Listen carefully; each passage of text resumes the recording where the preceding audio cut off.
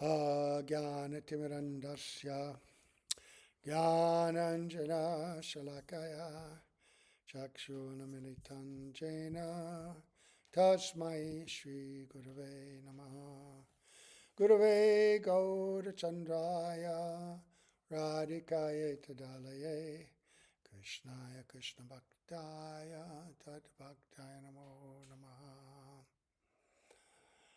Tavevasmi Najivami Tvaya Vina Iti Vigyaya Radhe Tvam Nayanam Charanandike Vancha Kalpatarubhascha Kripa Sindhubhya Evacha Patitanam Pavanebhyo Vaishnavebhyo Namo Namaha.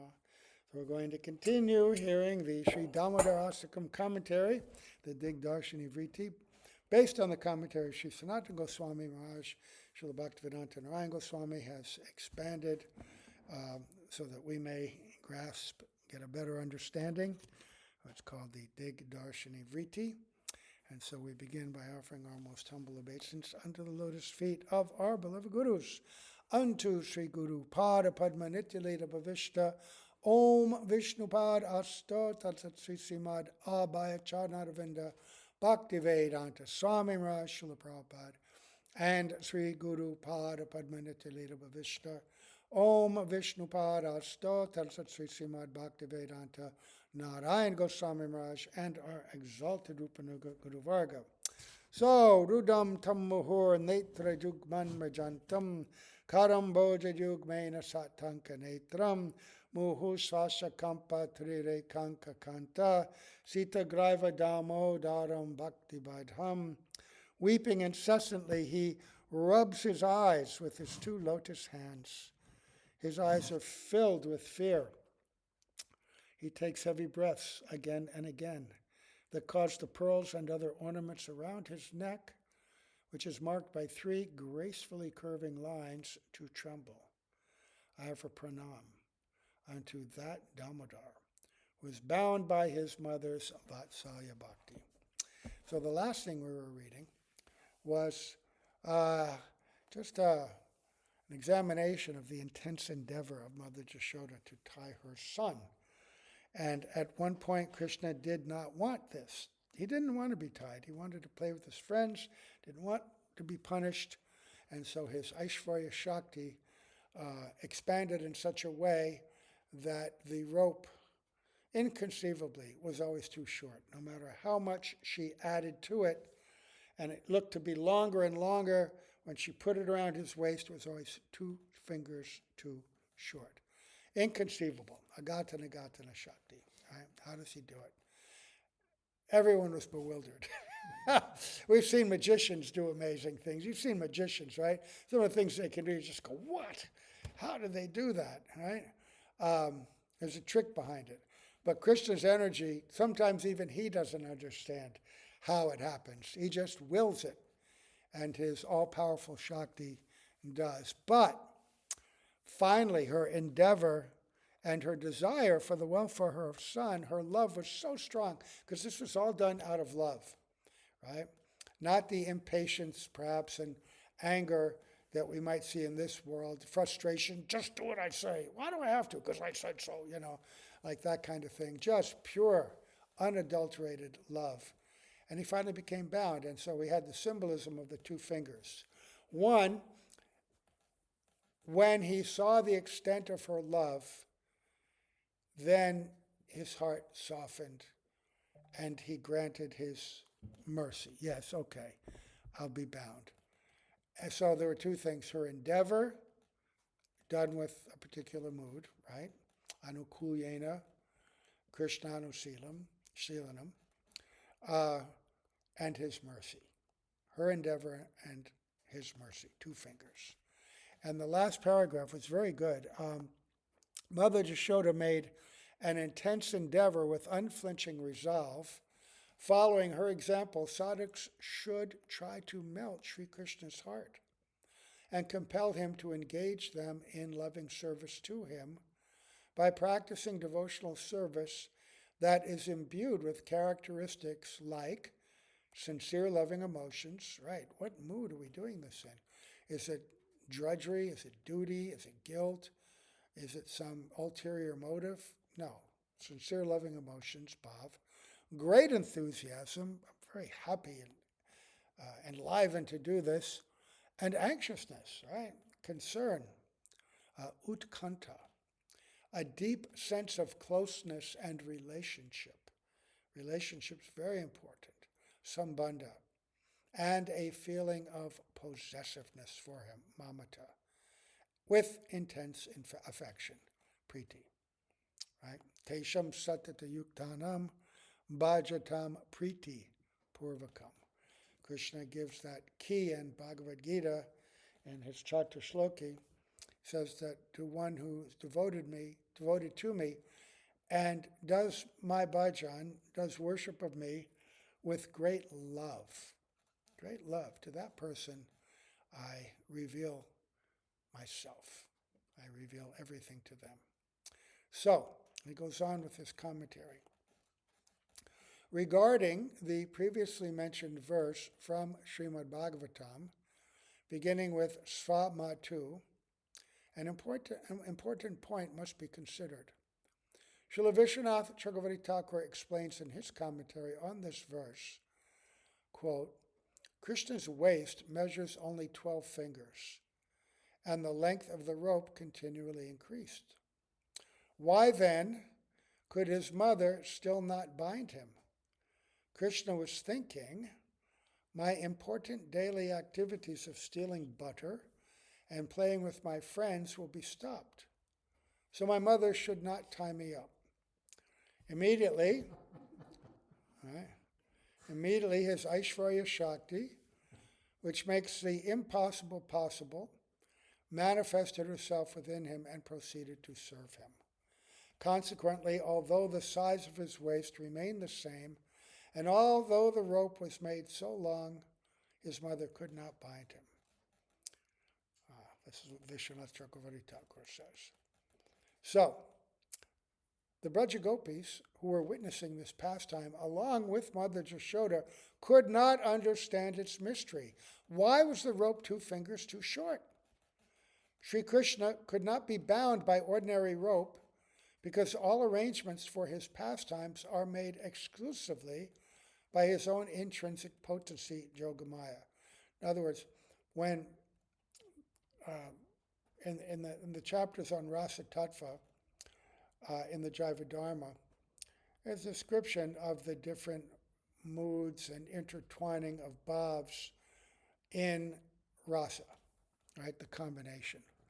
And the point is made over and over that although there is a semblance to the same kind of activities in the material world, Krishna's activities are never touched by the material nature, never influenced by the material nature, always completely transcendental, right? His own intrinsic potency, Yogamaya. Furthermore, there is no outside or inside of Sri Krishna, nor is there any beginning or end of him. He exists eternally in his Swarup, both before the creation of the phenomenal universes and after their total destruction.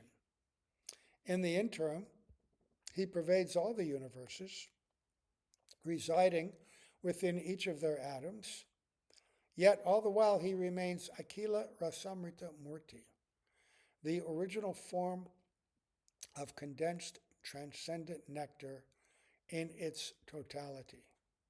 In fact, Raso Vai Saha, he is nectar. Thus, Sri Krishna, being forever beyond the purview of mundane sense perception, is thoroughly inconceivable. Yet, Mother Jashoda simply regards him as her son. Right? When you try to understand Krishna by logic, your brain breaks. It just doesn't work. The material senses, the material intelligence, material mind are not sufficient instruments to grasp something beyond their realm.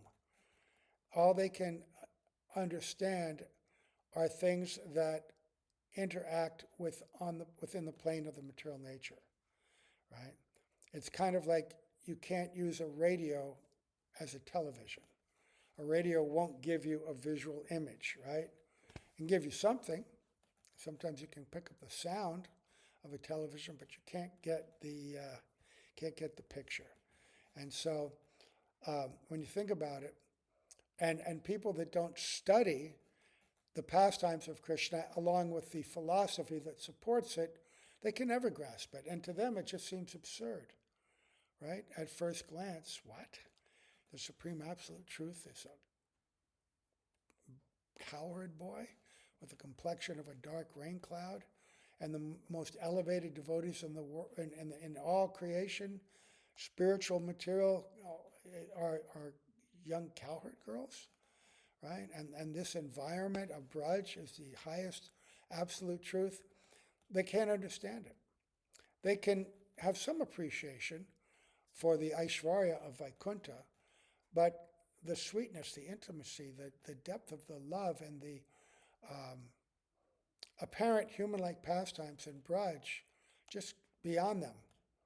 They can't do anything but think that these are material, because that's their only experience.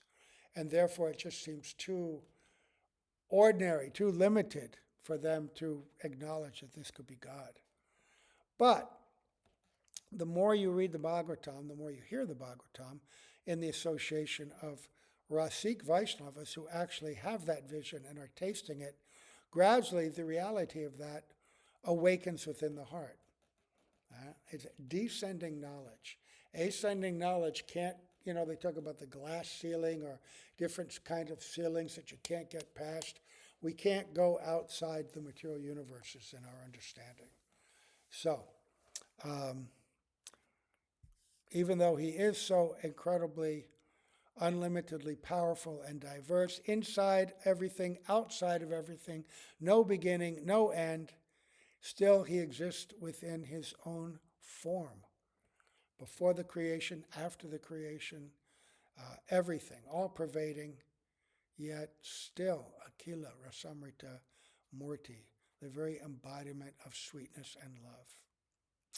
And Mother Jashoda and all the Brajbasis, they see him according to their intimate, loving relationship.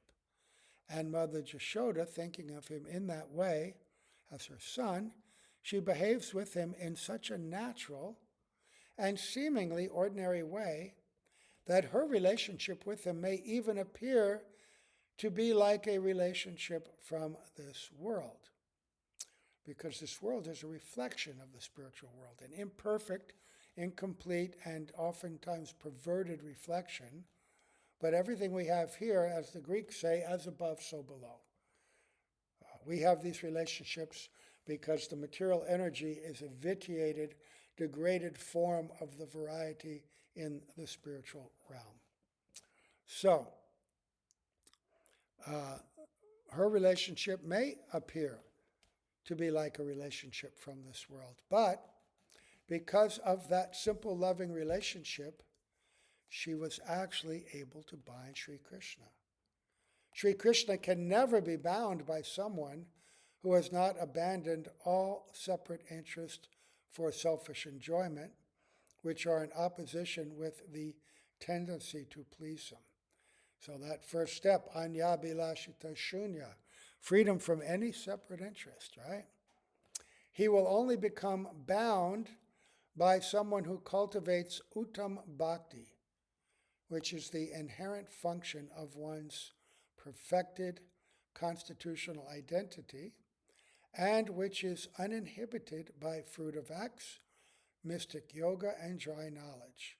Jnana karmadhyanavritam. Right?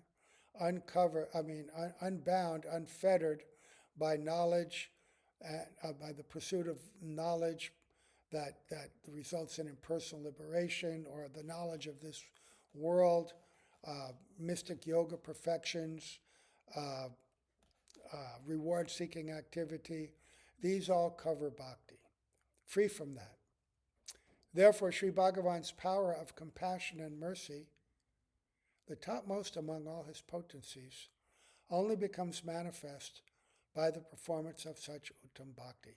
This is the second time this has been mentioned in a very short time. Bhagavan's power of compassion and mercy, the topmost among all his potencies, right, is Kona Shakti. Right? In its presence, his Aishwarya Shakti, the power by which he displays his supreme majesty, becomes powerless. When Sri Krishna manifests his mercy potency, he is controlled of his own accord. So by his mercy, he gives Mother Jashoda the power to control him with her love, because that's what he wants. But he only gives that power to those who are worthy recipients, whose hearts are completely pure, spotless. In their previous lives, Devaki and Vasudeva performed extremely severe penances, but even they could not bind Sri Krishna. What then can be said of others who try to bind him? He may willingly come under the control of a sadhak when he sees them eagerly perform loving service to him with great persistence, but he cannot be attracted by austerities alone. He is only attracted by sincere love. So here's some hope, though, that even in the sadhak stage, if we're eager, right, utsaha, and we're performing service with great persistence, right, Krishna will, Srila Prabhupada used to say, you take one step to Krishna, he'll take 10 steps to you, right? So you just keep trying, keep trying. That's the promise. He will reciprocate. And for us, that reciprocation means gradually the anarthas and the things that bind us will change. And it's subtle. At first, the same thoughts and desires are still there, but what changes first is your impatience with them. Not your embrace of those things, but your mentality, oh God, why are these things plaguing me still? Oh Krishna, please relieve me from these anarthas. Let me just be free to think only of your pastimes. Give me that strength. Give me that enthusiasm. Give me that one-pointedness. Just take these anarthas away, please, please, please. And then gradually they will fall away, right?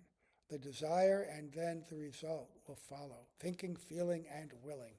We think about it, gradually the sense of how we contemplate these things changes, and then we get the strength to overcome them. Right? So before the advent of Sri Chaitanya Mahaprabhu, bhakti was evident within the world, but not bhakti ras. Srila Rupa Goswami fulfilled the inner desire of Sriman Mahaprabhu, right? Sri Chaitanya Manubhishtam, right? Stapitam Jaina Bhutale.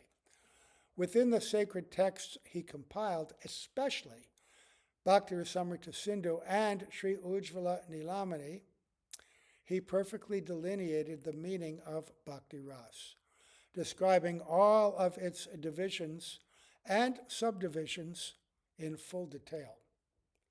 Sriman Mahaprabhu has propagated bhakti ras through his most confidential associates, Sri Srup Damodar, Sri Rai Ramananda, Sri Rupa Goswami, Sri Sanatan Goswami, Sri Raghunath Das Goswami, Srila Vishwanath Chakravarti Thakur, Srila Bhaktivedanta Thakur, Srila Bhaktisiddhanta Saraswati Thakur, the author's own Srila Gurudev, Srila Bhakti Keshav Maharaj, and others, including our Srila Bhaktivedanta Swami Prabhupada. I think this was, when was this spoken? Sometime. So, Mother Yashoda wound the rope around Krishna's belly, tied him to the grinding mortar, and then went to churn the yogurt, her mind remaining on her son all the while. So she tied him up and then left. Okay, you stay here. The rope was knotted at the back, so he couldn't get to it and untie it. Just then, Dham, Sri Dham, Sudam, Madhumangal, and Krishna's other sakhas arrived. Mother Rohini also returned to Nanda Bhavan from the house of Upananda, along with her son Sri Baladev Prabhu, who then entered the group of Sakas. When he saw that his little brother was tied up and that he was crying, he became furious. Baladev is very protective. Tears mixed with black cosmetic ointment were streaming from Krishna's eyes. On one side, where the ointment had totally washed away, it looked like the clear river Ganga. Right? And on the other, where the tears were dark from mixing with the ointment, it looked like the blackish Jamuna. Thus, the two rivers were cascading onto his chest, clear tears and black tears. Oh, very beautiful.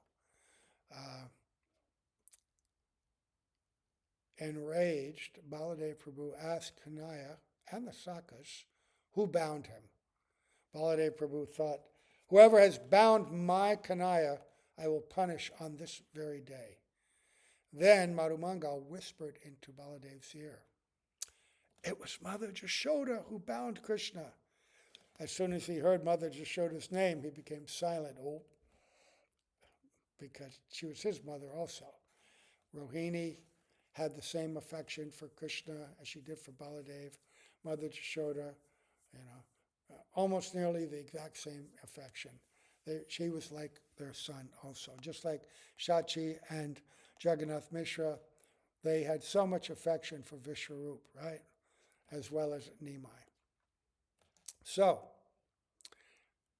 after a few moments, Baladev tried to open the knot. However, he was unable to untie Mother Jashoda's strong knot. This is because the love of devotees in Vatsalya Ras, parental love, is superior to the love of devotees in Sakya Ras, friendship.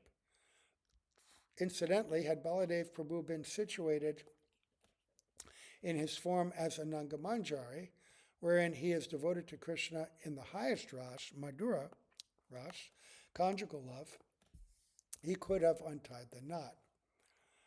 And he has some Vatsalya, Baladev. He has some, but slight. As an older brother, some of that mood of protection and care. But not powerful, like Mother Jashoda's. But although, and remember, Yogamaya is acting on him as well, right? This is the sweetness, potency, controlling them all for this beautiful pastime. So all the Sakas kept working together to untie him, but they were not successful.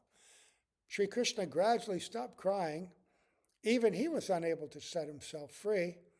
Come on, the Sakas told him, we will tip over the grinding mortar and drag it out of the courtyard and play. At that moment, he remembered the incident that occurred long ago between the two sons of Kuvera and his dear devotee, Narad, right? And he thought, Devarshir me priyatamo yarumo danadatmajo tatata sadajishami yadgitam tad mahatmana. This is the 10th chapter, the 10th canto. Devarshi Narad is my most dear devotee. Therefore, even though these two brothers, the sons of the most wealthy demigod Kuvera, had no devotion for me, still I must fulfill Sri Narad's words by appearing directly before them and granting them my devotional service. Right, Kuvera is a devotee, Narad's a devotee, but the sons were not manifesting any devotional sentiments. They're completely distracted by their opulence, their beauty, the results of incredibly high good karma. Right? Kuvera was and so they completely neglected Narad and even insulted him. But Narad, being Vaishnava, because of his connection with Kuvera, felt, I have to do something for them. Otherwise, at the end of this time, when their time in the heavenly planets goes up, what will be their destination? Right? Up until now, they're just performing foolish demigod activities. There's no karma. But now, having insulted me, what will be their fate? So, Kuvera was the dear friend of Devarshi Narad.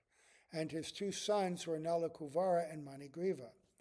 One day while they were bathing in the Mandakini, the celestial Ganges, with heavenly damsels, their intoxication from being wealthy, beautifully figured, youthful, and of noble birth became further inflamed by drinking wine. At that time, Devarshi Narad passed by. When the ladies saw that he had come, they hurried out of the water, dressed themselves, and offered him obeisance. But Nalakuvara and Manigriva, blinded by arrogance, did not offer obeisance. In fact, they stood there naked and mused or thought, where has this person come from? They were annoyed at him. He's disturbed their play.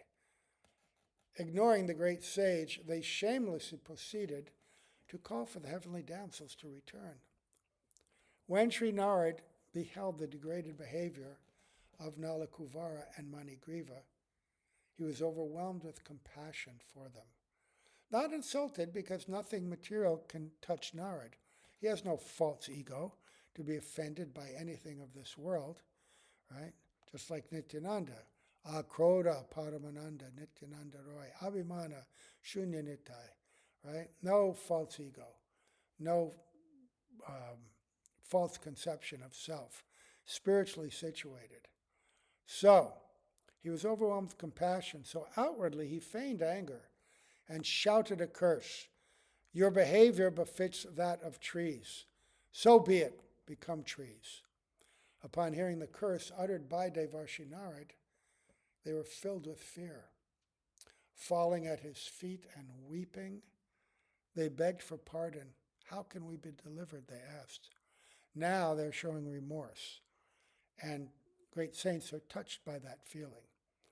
And if we do stupid things, make mistakes, if we're remorseful, then our guardians and Krishna himself, he feels, okay, let me help them, right? Just like a parent. If a kid makes a mistake and they're arrogant or unconcerned, then they may feel one way. But if the child makes a mistake and then is very sad about it, the parents will encourage them and try to help them. So now, Narad says, well, I made the curse, it can't be taken back. But both of you will become twin Arjun trees near the house of Nanda Maharaj in Gokul. At the end of Dwapara Yuga, Swayam Bhagavan Sri Krishna will deliver you in the course of enacting his childhood pastimes. So when Sri Krishna remembered his devotee's curse, he was overwhelmed with compassion for the two sons of Kuvera. Just to deliver them, he dragged the heavy grinding mortar toward the extremely large Arjun trees with all of his friends. The trees were fused at their base, but somehow Sri Krishna passed between them. The grinding mortar, however, became lodged between the trees. As soon as Sri Krishna tugged at the grinding mortar with some force, the two trees were completely uprooted. At once they began falling over and finally struck the ground with producing a deafening crash.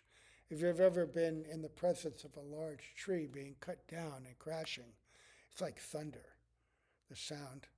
Jagannath had that giant oak tree in his house, and the county told him he had to cut it down, some zoning thing. The thing was maybe 200 years old. It was so wide.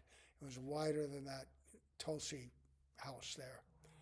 And when it finally went over, you just heard this crack, and then crashing to the ground. And that wasn't as big as these trees. Then from within the ancient trees, two divine personalities emerged. There's a footnote. They were cursed for 100 celestial years, about 15 million earth years. Wow.